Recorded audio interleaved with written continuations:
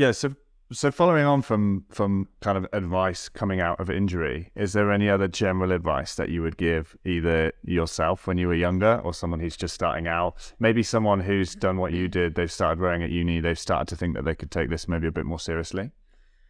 I think, for me looking back, I thought I spent a lot of my time thinking, I'm on the back foot. This person's done this and this person's done that and I haven't done this. I think just remember that everyone is very different. Everyone brings very different things to the table.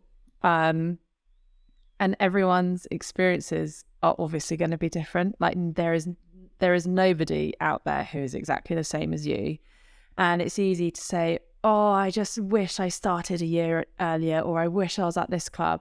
But actually just really lean into your experience, because it makes you the athlete you are and the person you are. And, it may have been better if you started a year earlier, but actually by starting a year later means that you've had different experiences which will help you in your rowing. You may not see it and you may not, you may not realize it at the time, but actually having different experiences brings strength, not a negative. Yeah, it's definitely not a detriment. Yeah.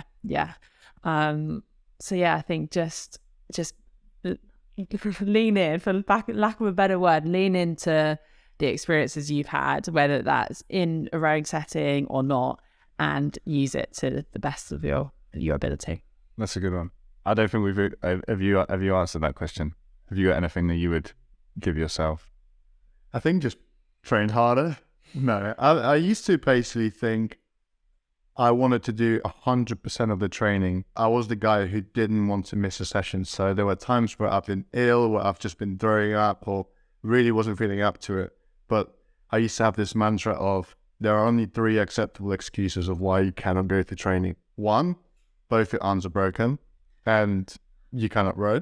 2, both your legs are broken and you cannot walk to training. Or 3, you've died. So unless one of those 3 is applicable, you go to fucking training no matter what. Right. Yeah, that to me screams me when I was 18 to 20, and I also thought I was invincible and nothing would break me. I think we've all been in that phase, but I think looking back, there's times where A, I should have gone to training when I didn't, and B, I shouldn't have gone to training when I did. So I think there's strengths and weaknesses to that approach. Yeah, I think like train smarter, not harder, Yeah. and to a certain extent. Yeah, I think like probably one of the best pieces of advice I got was off Anne Redgrave, who's the team doctor, and obviously was looking after me when my back was done, and she was like, "You're the only person that's looking out for you," and it's not to say that other people don't have your health as part of their interest, but it's only part of it. Yeah. And to you, it is everything that you've got. So like you need to, sometimes you're going to have to turn around to your coach and be like, yeah, look, I'm sorry, I can't do this session.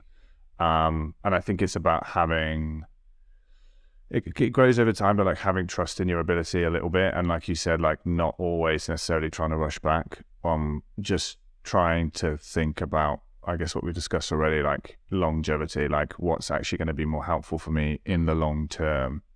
And sometimes that means going slower. So for me, when I first turned up, Leander used to call me the prawn because my back was just like bent over like that. I've got quite a long back anyway. I hadn't done enough core work.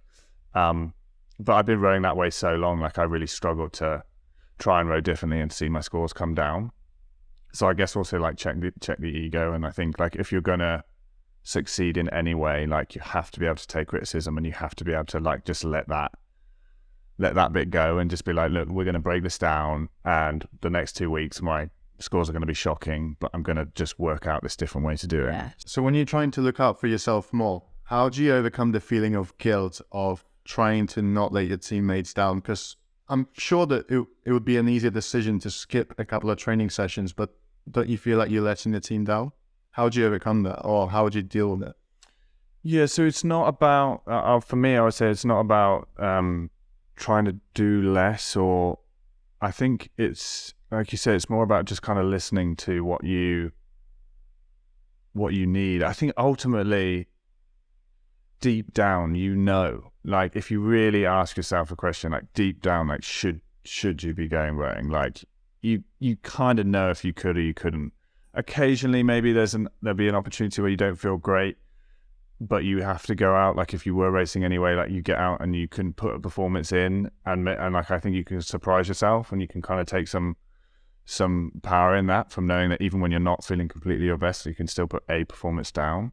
But I think it's just a case of like understanding that like harder isn't always better, and like saying like, oh, I didn't like absolutely end myself on that ergos, therefore I've let my crew down. Like no, like actually by not destroying myself, that we're going to have a better session tomorrow, or I'm not going to like get myself ill and miss the next week. So it's just kind of like changing that perspective and just understanding that sometimes you could do 3 sessions on a Jaffa cake and you can be like, yeah, I'm really hard and that makes me strong because I haven't had to take any food, but like harder isn't always better. Like I think sometimes it's just trying to be sensible, but that comes with time.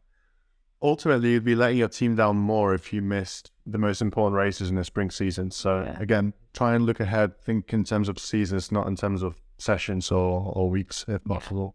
Yeah, no, I agree. I think you've got to look at the bigger picture. And in the ideal situation, no one in the crew would ever miss a session. Everyone would always do everything the hardest they can.